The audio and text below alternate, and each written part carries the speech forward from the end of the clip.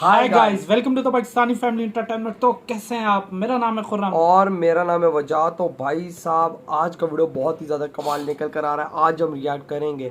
भगवान कृष्ण जी ने already 5 truth बताए हैं काल युग के बारे में। ऐसा क्या सच बताया है और वो भी 5-5।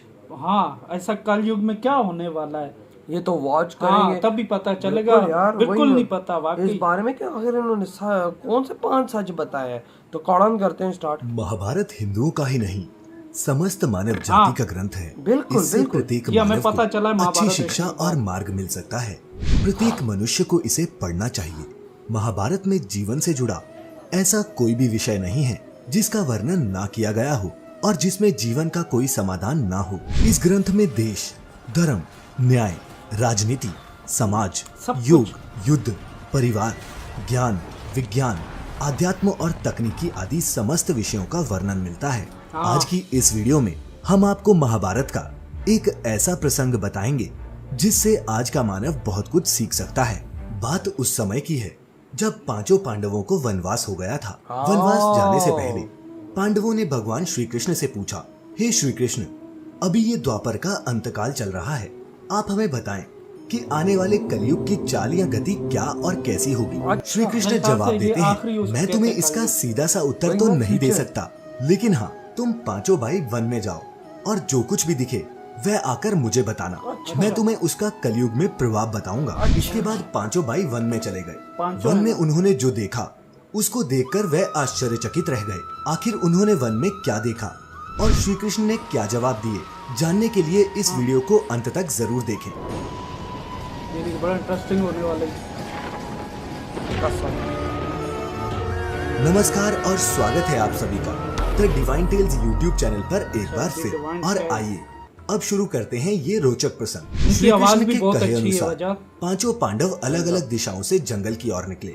युधिष्ठिर भ्रमण पर थे तो उन्होंने एक जगह पर देखा कि किसी हाथी की 2 सूंड हैं। ये देखकर युधिष्ठिर के आश्चर्य का ठिकाना नहीं रहा। अर्जुन दूसरी दिशा में भ्रमण पर थे। कुछ दूर जंगल में जाने पर उन्होंने जो देखा उसे देखकर वे भी आश्चर्य में पड़ गए।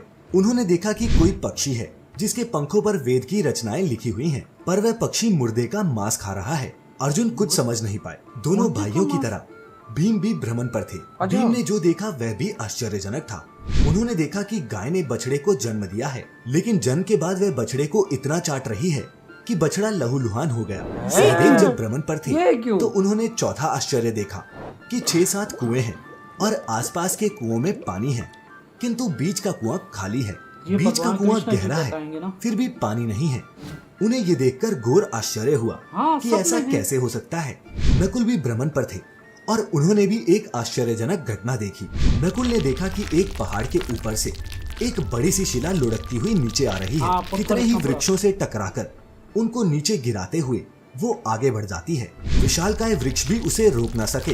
इसके अलावा वह शिला कितनी ही अन्य शिलाओं के साथ टकराई, पर फिर भी वह नहीं रुकी। अंत में एक अत्यंत छोटे पौधे का स्पर्श होते ही वह स्थिर हो गई। इसके बाद 5 भाई एकत्रित हुए और शाम को भगवान कृष्ण को अपने अनुभव सुनाए। सबसे पहले युधिष्ठिर ने कहा, मैंने तो पहली बार 2 सूंड वाला हाथी देखा। ये मेरे लिए तो बहुत ही आश्चर्यजनक था। इसके जवाब में श्री कृष्ण कहते हैं, कलयुग में ऐसे लोगों का राज्य होगा जो दोनों ओर से शोषण करेंगे, बोलेंगे कुछ और करेंगे कुछ और ही। मन में कुछ और होगा और कर्म कुछ और ही होगा। ऐसे ही लोगों का कलयुग में राज होगा। तुम कलयुग आने से पहले तक राज्य कर लो।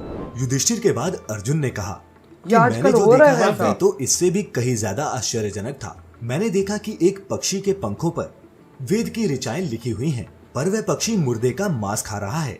तब श्री कृष्ण कहते हैं, इसी प्रकार कलयुग में ऐसे लोग रहेंगे जो बड़े ज्ञानी और ध्यानी कहलाएंगे। वे ज्ञान की चर्चा तो करेंगे, लेकिन उनके आचरण राक्षसी होंगे। वे बड़े पंडित और विद्वान कहलाएंगे, किंतु वे यही देखते रहेंगे कि कौन सा मनुष्य कब मरे और हमारे नाम से संपत्ति कर जाए। हे अर्जुन, संस्था के व्यक्ति विचार करेंगे कि कौन सा मनुष्य मरे और संस्था हमारे नाम पर हो जाए। हर जाति धर्म के प्रमुख पदों पर बैठे विचार करेंगे कि कब किसका श्राद्ध हो, कौन कब किस पद से हटे और हम उस पर चढ़ जाएं। चाहे कितने भी बड़े लोग हों, किंतु उनकी दृष्टि तो धन और पद के ऊपर ही रहेगी। ऐसे लोगों की बहुतायत होगी। अर्जुन के सवाल के जवाब के बाद भीम ने अपना अनुभव सुनाया।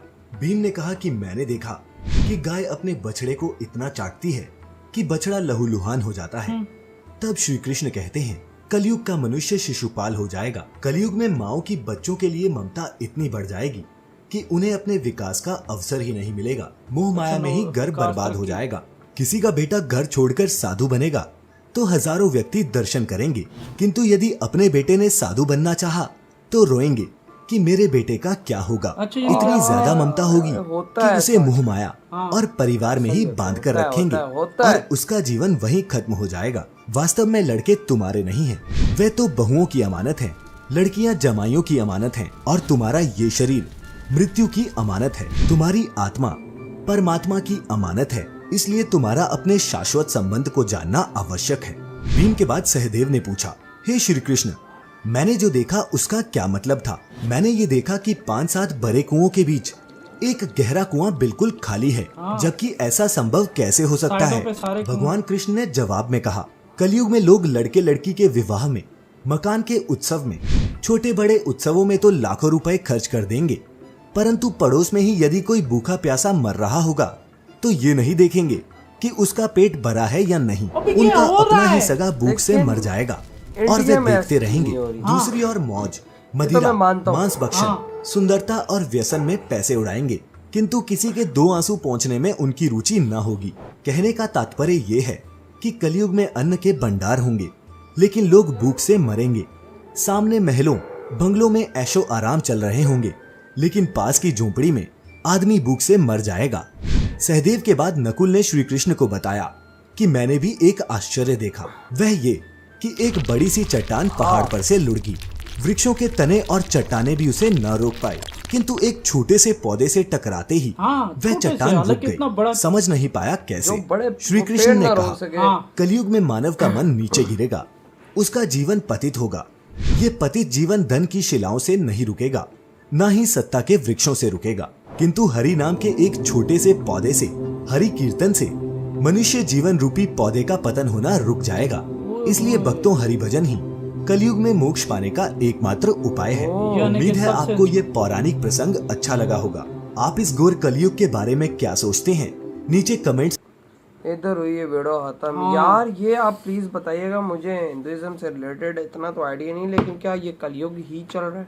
कलयुग वाकई, क्योंकि ऐसी चीजें देखने को मिल रही हैं, ऐसी इस दुनिया में चीजें देखने को मिल रही हैं जो उन्होंने उस टाइम बोली हैं। देख, उन्होंने बोला कि लोग ऊपर से कुछ और होंगे, अंदर से कुछ होंगे, बोलेंगे कुछ और, करेंगे कुछ आज और, देख, अंदर से कुछ और होंगे, बाहर से कुछ और वो जो ये होता है, बिल्कुल होता है। और भाई साहब ज्ञानी की बात की है, भाई ज्ञानी, और वो जो चील वाला सीन था वो भी आजकल हो रहा है। लोग ऊपर से अपने आप को बोलते मैं साधु, मैं मौलाना, मैं ये तो मैं वो, लेकिन अंदर से वो होते हैं। ऐसे कितने हमने वाकयात देखे और कुछ भाई।